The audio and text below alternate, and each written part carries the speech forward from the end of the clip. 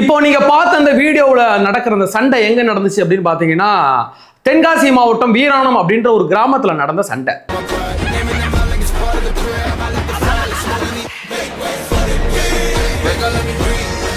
இப்போ இந்த வீடியோவில் பார்த்தீங்கன்னா குத்தாட்டம் போட்டுக்கிட்டு இருக்குது யாருன்னு பார்த்தீங்கன்னா நம்ம சாட்ட துரமுருகன் தான் குத்தாட்டம் போட்டுக்கிட்டு இருக்காரு. எங்கன்னு பார்த்தீங்கன்னா அதே வீராணம் தொகுதியில் உள்ள ஒரு கோயிலில் நடந்த அந்த ஒரு ஃபங்க்ஷனில் தான் அந்த குத்தாட்டம் நடந்துகிட்டு இருக்கு. இப்போ அந்த ரெண்டு வீடியோவிலையும் உள்ள ஒரு ஒற்றுமை ஒன்று இருக்கு. அது என்ன ஒற்றுமைன்னா, அந்த வீடியோவில் இந்த தாக்குனாங்கல்ல அந்த நபர்களும் இங்க சாட்டை திருமுருகனோட சேர்ந்து குத்தாட்டம் போட்டுக்கிட்டு இருக்க நபர்களும் ஒரே நபர்கள். அந்த டிஷர்ட்டை வச்சு ஈஸியா சொல்லலாம் அந்த ஒரே நபர்கள் தான்.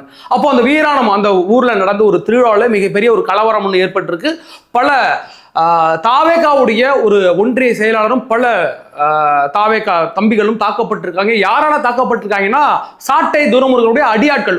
அந்த ஓசிக்குடி குரூப்னு ஒன்று சுத்திக்கிட்டு இருப்பானுங்கல்ல ஒவ்வொரு ஊர்லையும். அதே மாதிரி இந்த சாட்டை துரமுருகன் கொஞ்சம் ஓசிக்குடி ஊத்தி கொடுத்தோம் அப்படிங்கிற காரணத்தினாலும் அவங்க உள்ள அந்த டிஷர்ட்லாம் அவர் தான் வந்து ஸ்பான்சர் பண்ணுவார். சாட்டை துரமுருகன் அந்த ஊர்ல உள்ள சில குஞ்சு குளிப்பான்கள் வச்சிருப்பாங்களே, அது மாதிரி இந்த குஞ்சு குளிப்பான்கள்லாம் சேர்ந்து இந்த கலவரத்தை ஏற்படுத்துறதுக்கு ஒரு ஊர்ல உள்ள ஒரு திருவிழாவே ரணகளமா மாறி இருக்கு அப்படிங்கிறது தெரியும். அது என்னென்ன நடந்துச்சு அப்படிங்கிறத பார்க்க போறோம். அதற்கு பிறகு இன்னொரு மிக முக்கியமான விஷயம், அதாவது திமுகவுடைய முன்னாள் அமைச்சராக இருந்த மா சுப்பிரமணியன் அவர்கள் வந்து ஒரு முக்கியமான கேஸ்ல சிக்கியிருக்கிறாரு. லாக் பண்ணி வச்சிருக்கு தற்பொழுது சிபிசிஐடி அப்படிங்கிறத பார்க்க போறோம். இது இன்டர்நெட்ல 2006 2011 அந்த காலகட்டங்களில் அவர் செய்த முறைகேடாக அரசு நிலத்தையே தான் பொண்டாட்டி சொந்த பேருக்கு மாத்தி விட்டுக்கிறா பாலனா பாத்துக்கோங்களா. பொண்டாட்டி மேல எம்பிட்டு பாசம் பாருங்கயா. நீங்க எல்லாம் இருக்கிறீங்களா, பொண்டாட்டிக்கு ஒரு பொண்ணுக்கு நகை வாங்கி கேட்டா ஒரு குண்டு வண்டி தங்க வாங்கி கேட்டா பொண்டாட்டி என்ன திட்டுறாங்க. மா சுப்பிரமணியம் ஒரு பெரிய அரசு நிலத்தையே எழுதி கொடுத்துக்கிறா போல பொண்டாட்டிக்கு. அம்புட்டு பாஸ் அந்த மனுஷனுக்கு. அது என்னென்ன அந்த வழக்கு அப்படிங்கிறத விரிவாக பார்க்கலாம். வாங்க வீடியோக்குள்ள போலாம். நான் உங்கள் ஏன் தாத்தா.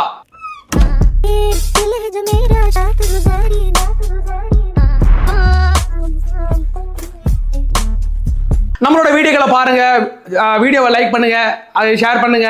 அப்புறம் யங் தாத்தாவின் சங்க உறுப்பினராக மாறுவதற்காக சேனலை சப்ஸ்கிரைப் பண்ணி வச்சுக்கிட்டுங்க. சரி, அந்த வீராணம் அப்படின்ற ஊர்ல என்ன நடந்துச்சு? அந்த வீராணம் ஊர் அப்படிங்கிறது தென்காசி மாவட்டத்தில் உள்ள ஒரு சின்ன ஊர் வீராணம்.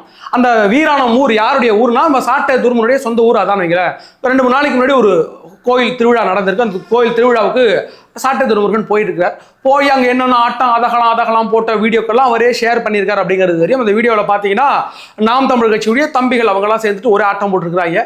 அந்த ஊரில் பெரிய உமா மண்ணாங்கட்டி மாதிரி தூக்கி வச்சுட்டு ஒரே ஆட்டம் ஒரே ஜாலியாக இருக்கிறாங்களே. சரி, எப்படி ஜாலியாக இருந்து ஒரு ஊர் ஃபங்க்ஷன், ஒரு கோவில் திருவிழான்னா அப்படிதான் பசங்க ஜாலியாக இருப்பாங்க. ஓகே, அந்த ஃபங்க்ஷனில் அதே கோவில் திருவிழாவில் சில தாவேகாவுடைய தம்பிகள் அதோடைய ஒன்றிய செயலாளர் அவங்கெல்லாம் அங்கே இருந்திருக்காங்க. அந்த ஒன்றிய செயலாளர்கள்லாம் தெரியும், துண்டு போட்டுக்கிட்டு ஒரு இதெல்லாம் வருவாங்க வச்சுங்களேன்.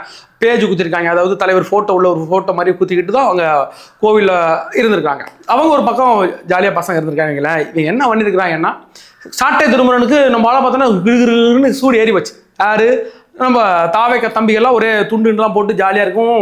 இவங்களுக்கு வயிறு பசன்னு எரிஞ்சிருக்கு. அந்த நாம் தமிழ் கட்சியுடைய தம்பிகளுக்கு அவங்க ஆல்ரெடி கொஞ்சம் போதையில் இருந்திருப்பாங்க இருக்கு. இவங்க போயிட்டு வேணுன்னே நம்ம பசங்கள்கிட்ட சண்டை வளர்த்து அடிச்சு, அதாவது தாவேகாவுடைய ஒன்றிய செயலாளரையும் பல சின்ன தம்பிகளையும் போட்டு அடின்னு அடிக்கிற அந்த வீடியோக்கள் இப்போ ஷேர் ஆகிருக்கு. அது பிறகு கொண்ட கேஸ் கொடுத்துருக்காங்க. யார் கொண்ட கேஸ் கொடுத்துன்னு நினைக்கிறீங்க? நாம் தமிழ் கட்சியில் உள்ளவன கொண்ட கேஸ் கொடுத்துருக்காங்க. சாட்டை திரும்ப கொண்ட கேஸ் எங்கள் பிள்ளைங்க மேலே வந்து தாவேகா பசங்க அடிச்சு விட்டாங்க அப்படின்ட்டு கேஸ் கொடுத்துட்டு அவங்க எஸ்கேப். இன்னைக்கு ஆள் இல்லை, விசாரணைக்கு போய் நிற்கிறது கூட ஆள் இல்லை. அதுக்கு பிறகு நம்ம ஆட்கள் அந்த ப்ரூஃபோட அடிப்பட்ட அந்த இவங்க சண்டை போட்ட அந்த ப்ரூஃபோட கொண்டு கொடுத்துருக்காங்க. இப்போ 2 பேர் மேலேயும் கேஸ் பதியப்பட்டிருக்கு. ஆனால் எந்த அளவும் விசாரணை தொடங்கல. இது வந்து மாவட்ட செயலாளர்லாம் அவங்க என்ன பண்ணிட்டு இருக்கான்னு தெரியல. ஏனென்றால் நம்ம பசங்க மேலே கையை வச்சிருக்காங்க. இவனுக்கு எவ்வளவு பெரிய மொல்ல மாதிரி முடிச்ச வைக்கின்னு தெரியும், ஓசிக்குடி குரூப்னு தெரியும். கொஞ்சோண்டு ஊற்றி கொடுத்துட்டா அவனுக்கு என்னென்ன படுத்துவாங்கன்னு தெரியும். இவர்கள்லாம் எவ்வளவு மோசமானவங்க அப்படிங்கிறது அந்த ஊரை போய் கேட்டு பாருங்க. ஏன்டா அந்த ஊரில் உள்ள ஃபங்க்ஷனு ஏன்டா பல பெண்கள் உள்ள போந்து தாவேகாவுடைய தம்பியெல்லாம் உள்ள மாட்டிக்கிட்டாங்க அப்படின்ட்டு அந்த அவங்க வீட்டு அம்மாக்கள் போய் பிடிக்க போயிருக்காங்க. ஏன் புள்ள உள்ள இருக்கான், அவனையா அடிக்கிறீங்க அப்படின்ட்டு அந்த அம்மா பிடிச்சி தள்ளிவிட்டு ஒரு அம்மாவோட 3 பவுன் தாலி செயினா காணுமா, அதையும் கேஸ்ல இருக்குது. இவ்வளவு மோசமான தாக்குதலை ஏற்படுத்தியிருக்காங்க நாம் தமிழ் கட்சியில் உள்ள அந்த தம்பிகள். அதான் நான் சொல்லுவேன், திமுக காரணம் விட சேர்த்துக்கலாம் ஒரு இதுல. இவனுக்கு வந்து சோம்பி கூட்டம். இவனுக்கு வந்து அந்த மித்ரானா ஒரு படத்துல வந்து ஜெயரவி படம் வந்து கழுத்தை கடிப்பாங்க இல்ல, அதே மாதிரி சோம்பி கூட்டம் போயிடுவோம். இவனுக்கு கொஞ்சோண்டு சாட்டை திருமுறை ஏதாச்சும் கொஞ்சோண்டு ஊற்றி கொடுத்துருப்போம். அதனால இந்த அடி அடிச்சிருக்கிறாங்க. அங்கே கலவரமாக ஆக்கப்பட்டிருக்கு. அந்த ஊரில் இதுவரையும் ஒரு இயல்பு நிலை திரும்பலை அப்படின்னு சொல்றாங்க. இதெல்லாம் வந்து தமிழக போலீஸ் கவனத்தில் எடுத்துக்கிட்டு யார் அங்கே தவறு செஞ்சாலும் ஏன்டா ப்ரூஃப் நம்மள்ட்ட இருக்கு, என்னடி அடிக்கிறாங்க அப்படின்ற அந்த ப்ரூஃப் இருக்கு. அதனால கூடிய விரைவில் இவங்க எல்லாம் கொண்டு வச்சு ஊமு குத்தா குத்தி விடணும். மறுபடியும் சொல்றேன், இவங்களும் சாட்டை துரைமுருகன் மாதிரியான ஆட்கள் ஒரு நாள் அந்த சொந்த ஊருக்கு போனாலும் தான் சொந்த ஊரையே ரணகலமாக்குற இவங்க மாதிரி ஆட்கள் தான் இப்போ தமிழ்நாட்டில் வந்து நான் ஒரு எம்எல்ஏ ஆக போறேன், எங்க அண்ணன் சிஎம் ஆக போறாரு, எங்க அண்ணன் நாட்டை சூப்பரா பார்த்துக்கிடுவாருன்னு இவங்க எல்லாம் பீலா விட்டுட்டு இருக்காங்க. இவங்க எல்லாம் ஒரு நாள் கொண்ட வச்சா ஒரு தொகுதியே இவங்க நாசம் பண்ணுவாங்க. இவங்க மாதிரி ஆட்கள் நாம் தமிழர் கட்சியிலேருந்து ஒரே ஒரு எம்எல்ஏ தேர்ந்தெடுத்து போனாலும் அந்த ஊரே நாசம் ஆயிடும் அப்படிங்கிறதுக்கு இப்போ இந்த வீரான ஒரு எக்ஸாம்பிள். அதனாலதான் எப்படி கடந்த 15 ஆண்டுகளாக இந்த நாம் தமிழர் கட்சி எப்படி இக்னோர் பண்ணீங்களோ அடுத்து எத்தனை வருஷம் இருக்கிறாங்க அது வரைக்கும் இக்னோர் பண்ணிட்டு போயிட்டே இருக்க. அவங்களுக்கு தேவை வந்து மக்களுக்கு நல்லது செய்யணும், தமிழ் தேசியத்தை ஊன்றணும், அப்படிலாம் அவனுக்கு கிடையாது. அவனுக்கு தேவை திறநிதி விட்டு கொஞ்சம் ஊற்றி கொடுத்துட்டு இது மாதிரி சின்ன சின்ன வாண்டுங்க இருக்கும், சோம்பி கூட்டம் இருக்கும் நாம் தமிழ் கட்சியில், அவங்களுக்கு கொஞ்சம் ஊற்றி கொடுத்தோம்னா போதும். அவங்க நாள் விட்டு ஆடுறா, இஞ்சி வேணை போட்டு ஆடுறா, நான் பார்த்துக்கிறேன், அண்ணன் இருக்கேன்டா, நான் இருக்கேன்டா, அவனை வேணா பயம் போய் அடி அவனை அப்படின்ட்டு ஆடேசு. அவன் வந்து சென்னையில் உட்காந்து வீடியோ பண்ணுறா போல, கோட்டு சூட்டு போட்டுன்னு வீடியோ பண்ணுறா போல. அவனுக்கு தலைமறைவா இருக்கிறாங்க. நாம் தமிழ் கட்சியில் யாரெல்லாம் உள்ள புந்து அடிச்சாங்களோ அவங்க எல்லாம் எஸ்கேப்பு. சாட்டை துரைமுருகன் உட்காந்துக்கிறாப்ல, வீடியோ போட்டு உட்காந்துக்கிறாப்ல. அதுதான் சொல்றேன். இது நான் சாட்டை மாதிரி ஆட்கள், சீமான் மாதிரி ஆட்களை நம்பினா அந்த நாம் தமிழ் கட்சிகள் தம்பிகளுக்கு என்ன நடக்கும் என்பது அங்கே இருக்கு. ஒரு பதவும் ஊர்ல இல்லை நாம் தமிழ் கட்சியில் அடிச்சான், எல்லாம் எஸ்கேப். அதுக்காக தான் சொல்றேன். இதெல்லாம் காவல்துறையினர் கூடிய விரைவில் அங்கே என்ன நடந்துச்சுன்னு பார்த்து யார் யார் உள்ள கொண்டு என்னென்ன பண்ணணுமோ அதை அவங்க பண்ணுவாங்க. அதற்கு பிறகு மிக முக்கியமான ஒரு கேஸ் அப்படி என்னன்னு பார்த்தீங்கன்னா, சிட்கோ நில அபகரிப்பு முறைகேடு வழக்கில் சிக்கியிருக்கிறார் மா சுப்பிரமணியன். திமுகவுடைய முன்னாள் அமைச்சர் மா சுப்பிரமணியன் சிக்கியிருக்கிறார் அப்படிங்கிறத பார்க்குறோம். அதாவது சென்னை கிண்டியில் உள்ள அந்த சிட்கோ அந்த நிறுவனம் இருக்குல்ல, அந்த சிட்கோ நிறுவனத்தில் வந்து லேபர் அவங்க தங்கறதுக்குன்னு ஒரு குடியிருப்பு இருக்கும். அந்த குடியிருப்பில் டெனமெண்ட் 4 அப்படிங்கிறது ஒரு அந்த இடத்த 1959 எஸ்கே கண்ணன் அப்படிங்கிற ஒரு நபருக்கு, அங்கே சிட்கோவில் வேலை செஞ்ச ஒரு நபருக்கு அப்பொழுது உள்ள அரசு ஒதுக்கி இருந்துச்சு. அந்த இடம் உங்களுக்கு அதில் நீங்கள் வீடு கட்டி இருக்கலாம் அப்படின்னு இருந்துச்சு. அவர் போன காலத்துக்கு பிறகு அவருடைய வாரிசுகள் அங்கே இருக்கலாம், அது எந்த பிரச்சனையும் கிடையாது. அந்த நிலம் ஒதுக்கப்பட்டிருந்துச்சு. இந்த இடம் எப்படி மா சுப்பிரமணியனுடைய பொண்டாட்டி பேரில் மாறுனுச்சு அப்படிங்கிறதான் வரலாறு. அந்த வரலாறு திமுக வரலாறு, இது ஒரு வரலாறுன்னு வச்சுருக்கலாம். அது என்ன வரலாறு அப்படிங்கிறத பார்க்க வரோம். அதாவது 2006 இருந்து 2011 வரைக்கும் சென்னையுடைய மேயராக இருந்தது யாருன்னு பார்த்தீங்கன்னா மா சுப்பிரமணியன். அவருக்கு அந்த இடம் பிடிச்சி போச்சு, அவர் பொண்டாட்டிக்கு அந்த இடம் பிடிச்சி போச்சு. அது எப்படி நம்ம பேர்ல மாற்றணும், எப்படி மாற்றலாம் அப்படின்னு என்ன பண்ணிட்டாருன்னா 1998 வந்து அந்த எஸ்கே கண்ணன்ட்ட ஏதோ ஒரு பேசி, நான் உங்களுக்கு ஒரு அமௌண்ட் கொடுக்குறேன், அந்த இடத்த மட்டும் எனக்கு எழுதி கொடுங்க அப்படின்ட்டு அந்த இடத்த எழுதி கொடுக்கணும். அது விற்க முடியாது, அதாவது சட்டப்படி அதை விற்க முடியாது. இப்போ என்ன பண்ணலாம் அப்படின்னு யோசிச்சமா சுப்பிரமணியனுக்கு திடீர்னு ஒரு யோசனை வந்திருக்கு பாருங்க, சூப்பரான யோசனை வந்திருக்கு. உங்களை நான் என் மாமனார் ஆக்கிக்கிறேன் அப்படின்ட்டு போய் எஸ்கே கண்ணன்ட்ட வச்சிருக்காரு. ஏன் நீ யாரா நான் யாரா, என் பொண்ணா கட்டி கொடுத்த வேற இடம், நான் அப்படி உனக்கு மாமனார் ஆக முடியும் அப்படிங்கும்போது சட்டப்படி நான் ஆக்குறேன், நான் மேயரு அப்படின்ட்டு என்ன பண்ணிட்டாப்புலன்னா, என் பொண்டாட்டி இருக்கால இன்னிலேருந்து உங்கள் பொண்ணு மாதிரி நினச்சிருக்கா அப்படின்ட்டு பொண்ணா ஆக்கிட்டாப்புல.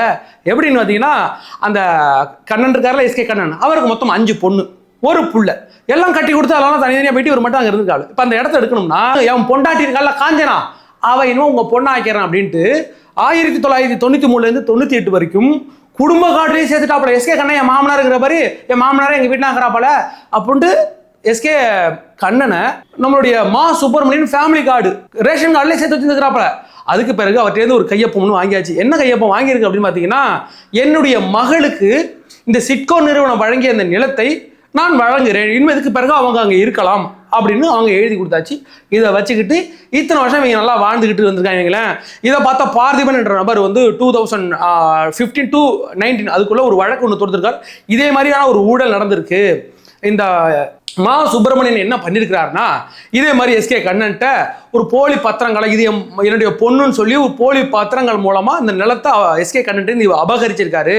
சட்டப்படி அரசு நிலம் வழங்குனா அவர் இருக்கலாம், அவருக்கு பிறகு அவர் வாரிசு இருக்கலாம், அதுக்கு பிறகு அந்த நிலம் கவர்மெண்ட்டுக்கு சொந்தமாயிடும், அதுக்கு பிறகு யாரும் பயன்படுத்த முடியாதுங்களா, அதற்கு பிறகு அந்த நிலம் வேற யார்ட்டையும் கொடுக்கலாம்.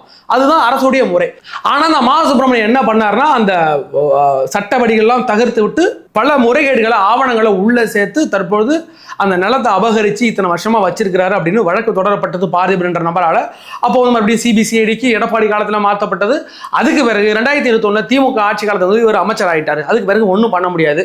இப்போ இந்த வழக்கு இப்போ எங்க இருக்குன்னா வந்து சிறப்பு நீதிமன்றம் இருக்கு. அதாவது எம்எல்ஏக்கள், எம்பிக்கள் இல்லைன்னா அமைச்சர்கள் யாராவது தவறு செஞ்சா நார்மலான ஒரு கோர்ட்ல போயிட்டு இது வந்து கேஸ் ஃபைல் பண்ண மாட்டாங்க, எடுத்து விசாரிக்க மாட்டாங்க. இது சிறப்பு நீதிமன்றங்கள் ஒன்று இருக்கும். அந்த சிறப்பு நீதிமன்றத்தில் தற்போது உள்ள சிபிசிஐடி இந்த கேஸை டைட் பண்ணி மறுபடியும் கொண்ட ஹியரிங் விட்டுருக்காங்க. தற்போது வந்து ஏற்கனவே அவர் என்ன பண்ணாருன்னா, உச்ச நீதிமன்றம் வரைக்கும் போயிட்டு இந்த வழக்கை நீங்க தள்ளுபடி பண்ணணும் அப்படின்னு ஒரு கேஸ் ஒன்று ஃபைல் பண்ணியிருந்தாரு, மனு ஒன்று போட்டிருந்தார். அந்த மனு தூக்கி மூஞ்சிலே அடிச்சிருக்கு. போய் மாரத்தான் ஓடியா, உனக்கு வந்து நீ இப்போ திருட்டு தனக்கெல்லாம் நாங்கள் வந்து அந்த இதெல்லாம் மனு இது பண்ணுவோமா, அந்த கேஸை வந்து தூக்கி விட்ருவோமா, அப்போல்லாம் ஒன்னே தூக்கி உள்ள வைக்கிற அளவுக்கு ஒன்றை கொண்ட வச்சு ஊமை குத்த போகிறேன் அப்படின்ட்டு அனுப்பிவிட்டு இப்போ இந்த கேஸ் வந்திருக்கு. தற்பொழுது முன்ஜாமீன் வழங்கப்பட்டிருக்கு. யாருக்கு? மா சுப்பிரமணியனுக்கும் அவருடைய மனைவி காஞ்சனா அவர்களுக்கும் கேஸெல்லாம் ஃபைல் பண்ணி தற்போது முன்ஜாமீன் வழங்கப்பட்டிருக்கு. அதுவும் நிபந்தனையோட நீங்கள் வந்து இந்த எந்த சாட்சியங்களையும் கலைக்கக்கூடாது. இப்போ நேராக எங்கே போய் கலைச்சுடுவாங்கன்னு கேட்டால், எஸ்கே கண்ணனுடைய பொண்ணு 5 பொண்ணை கட்டி கொடுத்துருக்காங்கல்ல, அங்கே போவாங்க. பழங்கனியெல்லாம் வாங்கிட்டு வாங்குவாங்க. நல்லா இருக்கிறீங்களா, நான் தான் மா சுப்பிரமணியம் வந்துக்கிறேன், வீட்டிலலாம் சௌக்கியமாக அந்த பழங்கனி வச்சுக்கிடுங்க அப்படின்ட்டு ஏதாச்சும் ஒரு அமௌண்ட்டை கொடுத்துட்டு நல்லா விசாரிச்சுட்டு, நீங்கள் இது மாதிரி என் பொண்டாட்டி இதுக்கு வரும் உங்கள் அக்கா, என் பொண்டாட்டி இதுக்கு வரும் உங்கள் தங்கச்சி, என் பொண்டாட்டி உங்களுக்கு மாமா மச்சான் கூடியா இருப்பான், ஒன்றா சந்தோஷமாக இருப்பான் அப்படின்ட்டு கேஸை வந்து நீங்கள் வந்து ஒத்துக்கணும். எஸ்கே கண்ணனுடைய பொண்ணு தான் நம்ம காஞ்சனா, என் பொண்டாட்டி நீங்கள் ஒத்துக்கணும்ட்டு இவங்க வந்து புஷ் பண்ணிட்டு இருப்பாங்க. இதில் எப்படி கண்டுபிடிச்சாங்கன்னா, மா சுப்பிரமணியம் பொண்டாட்டி இருக்குல்ல காஞ்சனா, அதோட பாஸ்போர்ட்ல என்ன இருக்குன்னா சாரங்கபாணி, ஃபாதர் ஆஃப் சாரங்கபாணி அப்படின்னு இருக்கு. 1993 98 வரைக்கும் எங்க அப்பா பேரு எஸ்கே கண்ணன் இருக்கு. 2 அப்பா. பயாலஜிக்கலா ஒரு அப்பா தான் எல்லாருக்கும் இருக்க முடியினாலும் இப்போ வந்து 2 அப்பா இருக்கு. உங்களுக்கு எப்படி 2 அப்பா வந்துச்சு? ஒரு அப்பா தானே எல்லாருக்கும் இருக்கும். எஸ்கே கண்ணன் ஒரு அப்பா, சாரங்கபாணி ஒரு அப்பாவா? இது என்ன கதையாக்குது? பைக் சென்டிங் பண்ணலாம் போல இருக்குது அப்படிங்கிற மாதிரி சொல்லி தான் கோர்ட் அனுப்பி விட்டுருக்கு. இந்த வழக்கு மறுபடியும் ஒரு திமுக முன்னாள் அமைச்சர் மேல ஒரு வழக்கு தற்போது பெரிய அளவில். ஏன்டா மற்ற முறைகேடுங்கிறத விட அரசு நிலத்தை திருடுறது அப்படிங்கிறது பார்த்தீங்கன்னா ஒரு சிட்கோ உடைய நிறுவனத்துடைய அரசு நிறுவனத்துடைய நிலத்தையே அபகரித்து வச்சிருக்குங்கிறது ஒரு பெரிய கேஸு. இந்த கேஸு லாக்கில் இருக்கு. வர 31ஆம் தேதி, ஆகஸ்ட் 31ஆம் தேதி தான் மறுபடியும் ஹியரிங்க்கு வருது. அப்போ இந்த வழக்கில் நீதிபதிகள் என்ன சொல்றாங்க, அந்த கேஸ் இன்னும் எவ்வளோ டைட் ஆகும் அப்படிங்கிறத பார்க்கலாம். சரி, மக்களாகிய நீங்கள் பார்த்து கொண்டிருக்கிறீர்கள். உங்களுடைய தாழ்மையான மேன்மையான கருத்துக்களை கமெண்ட் செக்ஷனில் பதிவிடுங்கள். வேறொரு வீடியோவில் சந்திக்கும் வரை உங்களிடம் விடுவது நான் உங்கள் யங் தாத்தா.